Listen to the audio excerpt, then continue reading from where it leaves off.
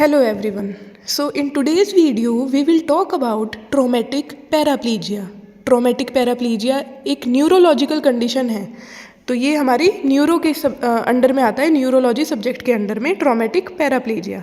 तो आज हम इसके बारे में बात करेंगे कि ट्रॉमेटिक पैराप्लीजिया होता क्या है, इसके कोजेज़ क्या होते हैं, मतलब किस कारण होता है, टाइप्स क्या होते हैं, ठीक है, क्लिनिकल प्रेजेंटेशन क्या है, और सबसे मेन चीज़ role of physiotherapy in traumatic paraplegia, मतलब फिजियोथेरेपिस्ट का क्या रोल होता है ट्रॉमेटिक पैराप्लीजिया में।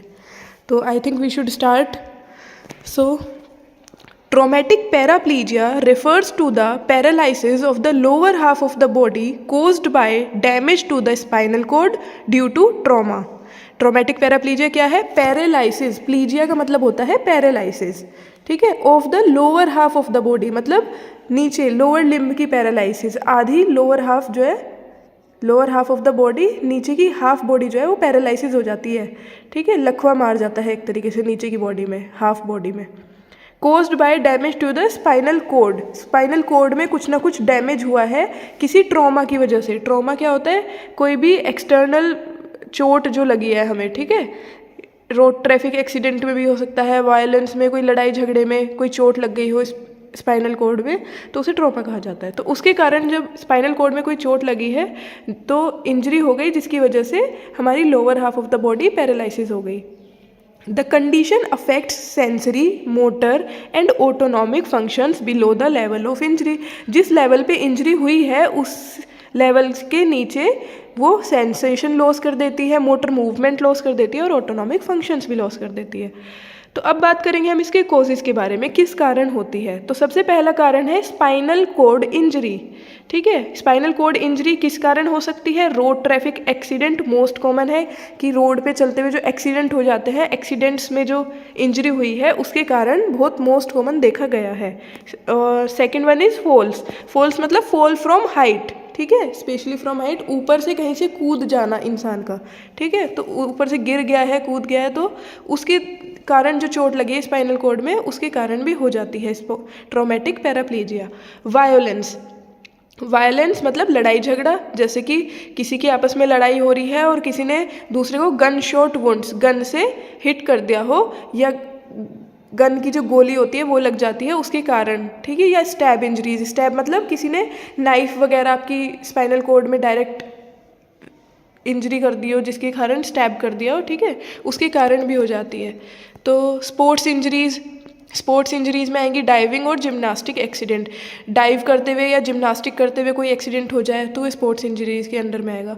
सेकेंडरी कॉजेज क्या होते हैं? स्पाइनल ट्यूमर्स और infections that result in traumatic compression of the spinal code, spine के अंदर कोई ट्यूमर हो जाना या कोई इन्फेक्शन हो जाना जिसकी वजह से कंप्रेशन पड़ जाता है, ठीक है, स्पाइनल कोड पे, उसके आसपास की नर्व्स पे, उसके थ्रू भी हमें क्या हो सकता है? ट्रॉमेटिक पैराप्लीजिया हो सकता है। पैराप्लीजिया, पैरा मतलब पैरों में, मतलब lower half of the body में, प्लीजिया मतलब पैरालाइसिस, ठीक है। दो टाइप का होता है। अब इसकी टाइप्स की बात करें तो दो टाइप का होता है, कंप्लीट पैराप्लीजिया एंड इनकम्प्लीट पैराप्लीजिया।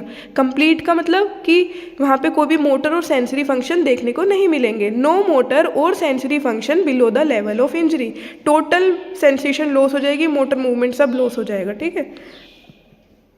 इनकम्प्लीट पैराप्लीजिया की बात करें, सम मोटर और sensory function remains below the level of injury, मतलब कुछ ना कुछ थोड़े बहुत मोटर और सेंसरी फंक्शन रह रहे होंगे उसके, ठीक है। अब बात करते हैं क्लिनिकल प्रेजेंटेशन की, मतलब एक तरीके से सिम्टम्स क्या आएंगे इसके। तो क्या क्या क्लिनिकल प्रेजेंटेशन में देखने का मिलेगा? Loss of voluntary motor control below the level of injury, ठीक है, मतलब वॉलंटरी कंट्रोल का मतलब क्या होता है कि जो खुद से हम मूवमेंट कर पा रहे हैं वो भी लॉस हो जाएंगे, loss of voluntary motor control. Loss of sensation, किस टाइप की सेंसेशन? पेन की सेंसेशन, टच की सेंसेशन, टेम्परेचर मतलब ठंडा गर्म महसूस होना, दर्द भी, अगर उसको पिंच कर रहे हैं तो उसको कुछ महसूस नहीं हो रहा, ठीक है, टच कर रहे हैं कुछ फील नहीं हो रहा उसको, ठीक है, तो वो सेंसेशन भी लॉस हो जाएंगी। बाउल एंड ब्लैडर डिसफंक्शन मतलब यूरिन वगैरह पास आउट हो जाएगा और उसको फील ही नहीं होगा, क्योंकि लोअर लिम्ब में पैरालाइसिस है ना, तो ये lower half of the body पूरी अफेक्टेड है। Autonomic dysregulation, blood pressure instability, sweating, मतलब उसको स्वेटिंग बहुत आएगी और ब्लड प्रेशर भी स्टेबल नहीं रहेगा, ऊपर नीचे फ्लक्चुएट करेगा। स्पास्टिसिटी और फ्लैसिडिटी ऑफ मसल्स, मसल्स या तो स्पास्टिक हो जाएंगे, टाइट हो जाएंगे, रिजिड हो जाएंगे, या फिर फ्लैसिड हो जाएंगे, मतलब एक तरीके से लूज हो जाएंगी।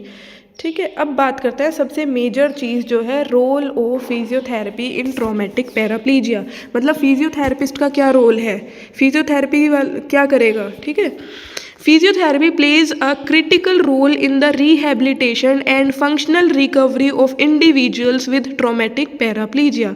जो फिजियोथेरेपिस्ट होगा वो उसका बहुत इंपॉर्टेंट रोल होता है, क्रिटिकल रोल होता है इन the rehabilitation and functional recovery, मतलब रिहेबिलिटेशन प्रोसेस में उसका बहुत इंपॉर्टेंट रोल होता है। ठीक है, the objectives include improving mobility, preventing complications and enhancing quality of life. अब बात करते हैं हम इसकी अर्ली स्टेज फिजियोथेरेपी की, शुरुआती टाइम पे उसको क्या फिजियोथेरेपी देनी है, मतलब एक्यूट फेज में क्या फिजियोथेरेपी देनी है। तो उसका क्या मेन गोल क्या होगा, prevent complications and maintain joint mobility, मतलब कॉम्प्लिकेशंस को प्रिवेंट करना है और जॉइंट मोबिलिटी को मेंटेन करना है। रेस्पिरेटरी केयर में ब्रीथिंग एक्सरसाइज कराई जाएंगी टू प्रिवेंट न्यूमोनिया और एटेलिक्टेसिस। ठीक है, ब्रीथिंग एक्सरसाइज कराई जाएंगी, उसकी डीप ब्रीथिंग एक्सरसाइज कराई जाएंगी ताकि न्यूमोनिया वगैरह ना हो, रेस्पिरेटरी सिस्टम सही रहे। Range of motion exercises, range of motion exercises की जॉइंट कॉन्ट्रैक्चर्स ना बने, टू प्रिवेंट जॉइंट कॉन्ट्रैक्चर्स, उसके लिए हमें रेंज ऑफ मोशन एक्सरसाइज करानी पड़ेगी। Positioning and turning prevent pressure ulcers, मतलब उसकी पोजीशनिंग पे भी काम करना है। लोअर लिम्ब पूरा पैरालिसिस है, ठीक है, तो वो मूव नहीं कर पा रहा होगा, तो उसको आपको टर्निंग करानी है, मतलब एक साइड में टर्न कराना है, करवट दिलाना है, या सिटिंग पोजीशन में लेके आना है ताकि उसको प्रेशर सोर्स या अल्सर्स वगैरह ना बने। स्ट्रेचिंग मिनिमाइज मसल टाइटनेस, मतलब प्रॉपर लोअर लिम्ब की स्ट्रेचिंग होगी जिससे मसल टाइटनेस ना हो। अब बात करते हैं रिहैबिलिटेशन फेज की, उसका गोल क्या होगा, strengthen muscles, regain functional independence and enhance mobility, muscle strengthening सबसे मेन काम होगा। सेकंड काम क्या होगा, फंक्शनल इंडिपेंडेंस, जैसे कि पेशेंट अब डिपेंड हो गया होगा दूसरों पे, तो उसको आपको रीगेन वापस उसकी मतलब इंडिपेंडेंस वापस लेके आनी है, उस पर काम करना है। एंड इनहेंस मोबिलिटी, मूवमेंट नहीं हो पा रहा होगा तो मूवमेंट पे भी काम करना है, मोबिलिटी पे भी काम करना है। Strengthening exercises focus on upper body muscles for wheel chair mobility, जो स्ट्रेंथनिंग एक्सरसाइजेज है ये नहीं कि अगर लोअर लिम्ब पैरालिसिस में है तो खाली लोअर लिम्ब पे हमें काम करना है, हमें अपर बॉडी पे भी काम करना पड़ेगा, अपर बॉडी की मसल्स पे भी काम करना पड़ेगा। अगर उसको खुद से व्हील चेयर पे आना है तो उसकी अपर बॉडी की मसल स्ट्रेंथन होनी चाहिए, तो उसके फोकस करना है हमें अपर बॉडी मसल्स पे भी। Balance training, sitting balance to prepare for transfers, उसकी बैलेंस ट्रेनिंग भी प्रॉपर करानी है, ठीक है, सिटिंग बैलेंस कि कैसे उसको एक जगह से दूसरी जगह पे ट्रांसफ़र खुद से होना आना चाहिए। Gait training if possible using orthotics और assistive devices in cases of incomplete paraplegia. अगर बात करते हैं इनकम्प्लीट पैराप्लीजिया की, मतलब वहाँ पे कंप्लीट लॉस नहीं है सेंसेशंस का और मोटर फंक्शंस का, तो उस केस में हम गेट ट्रेनिंग भी कर सकते हैं, मतलब वो हल्का फुल्का कोशिश कर सकता है चलने की, ठीक है, तो उसमें असिस्टिव डिवाइसेस सपोर्ट के साथ उसको चला सकते हैं। व्हील चेयर ट्रेनिंग में क्या आ गया, मैन्यूवरिंग, प्रोपल्शन एंड ट्रांसफ़र, मतलब व्हील चेयर की प्रॉपर ट्रेनिंग करनी कि व्हील चेयर चलाते कैसे हैं, उसके ऊपर बैठना कैसे है, अगर बेड पे बैठे हो तो व्हील चेयर पे कैसे बैठना है, ट्रांसफ़र ट्रेनिंग, सारी चीज़ें। तो ये आएगी हमारी रिहेबिलिटेशन फेज़ में। अब बात आती है long term management. Long term management में क्या चलेगा उसका, तो पहले गोल क्या होगा, prevent secondary complications and maintain function, कि आगे की कॉम्प्लिकेशन ना हो उसको प्रिवेंट करना है और फंक्शंस मेंटेन रहे बॉडी के प्रॉपर। स्पास्टिसिटी मैनेजमेंट में प्रॉपर स्ट्रेचिंग होगी अपर लिम्ब लोअर लिम्ब सबकी, ठीक है। पोजीशनिंग पे काम ज़रूर करना है, किस लिए, ताकि प्रेशर सोर्स या बेड सोर्स ना बने। एंड स्प्लिंटिंग, कार्डियोवैस्कुलर फिटनेस पे भी काम करना है, आर्म एर्गोमेट्री, रेजिस्टेंस एक्सरसाइजेज और एक्वाथेरेपी।